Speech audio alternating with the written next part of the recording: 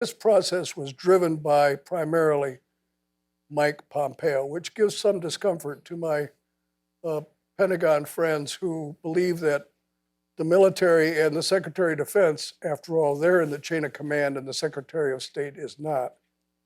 There is some discomfort that the people who are in the chain of command uh, are somewhat marginalized and that there's great deference paid to the Secretary of State, Mike Pompeo, who, by the way, speaks, when he speaks, even in public, speaks in military terms. This is Secretary of State who's #1 in his class of 1986 at West Point, the same class as Mark Esper.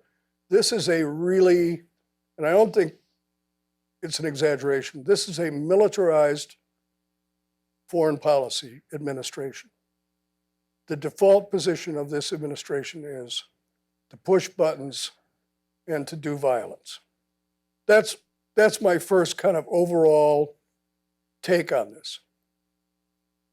My second observation is that in the immediate wake of this killing, the mainstream media, CNN, MSNBC, Fox News, in particular, kind of recoiled from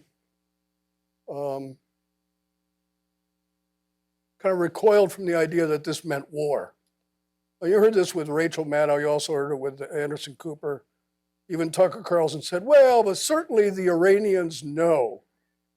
Certainly the Iranians know that we're the most powerful military in the world. They're going to be very careful in their response. It's going to be very calibrated. Maybe they won't respond at all. After all, we can exact punishment, and we will exact punishment. They must know this. So there was kind of a recoiling on the part of the mainstream media, which made me smile because in my estimation, since I've been asked to answer the question, are the U.S. and Iran headed to war? In my estimation, the response from Iran will not be controlled. It will not be proportional.